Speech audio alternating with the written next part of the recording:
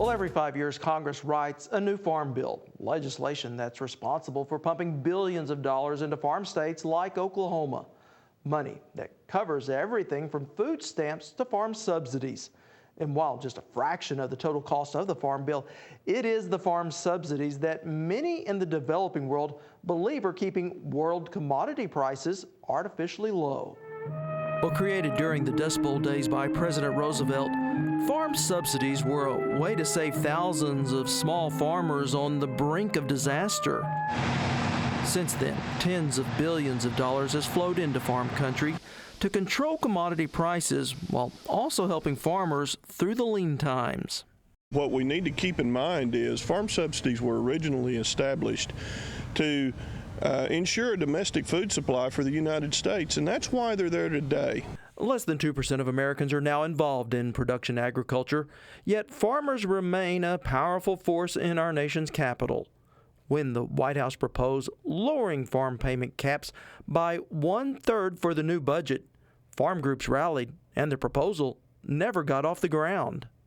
First of all, we can't use price supports anymore if we want to compete in the world. If we truly want to have open agriculture exchange to really benefit the agricultural community in this country, we're going to have to get away from that. Most of our agricultural groups, our farmers, are undercapitalized. So why do we have price supports? Because they can't make it through the normal changes in the market. Most farmers I talk to would much rather have a market system where they didn't have to depend on anything from the federal government. But we live in a global world, so we've got to have either a good trading system or we have something that allows them to compete. Competition increasingly complicated by a global economy. Worldwide, no industry is more regulated and manipulated than food. Tariffs tax imports coming into countries, while farm subsidies support exports going out. A dynamic the World Trade Organization says helps rich nations while hurting the poor. In West Africa, cotton is vital to their local economy.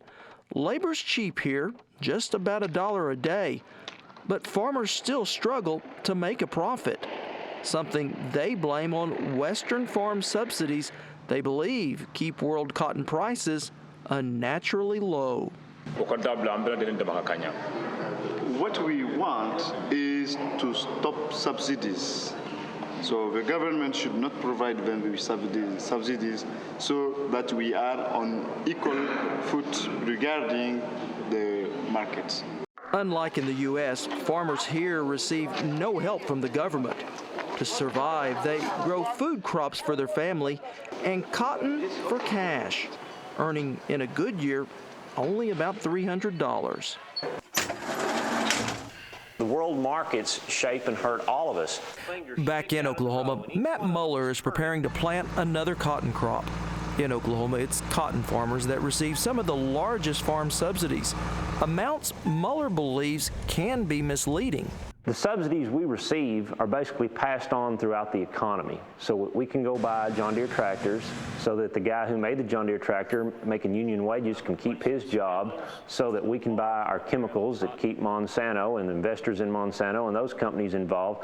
We basically take that money and put it back out in the economy. And if you take the legs out from under agriculture, if we don't have a safety net to operate with, and therefore we can't stay in business, there's going to be a lot of the American industry and business that's going to take a hit as well, because we add tremendously to manufacturing jobs and support jobs. Well, if USDA projections are right, the actual cost of farm subsidies could decrease dramatically in the coming decade. High oil prices last year spurred demand for biofuels, which in turn raised crop prices to record highs, virtually eliminating the need for price support payments, and prompting opponents of the farm subsidy program to renew their call for their total elimination.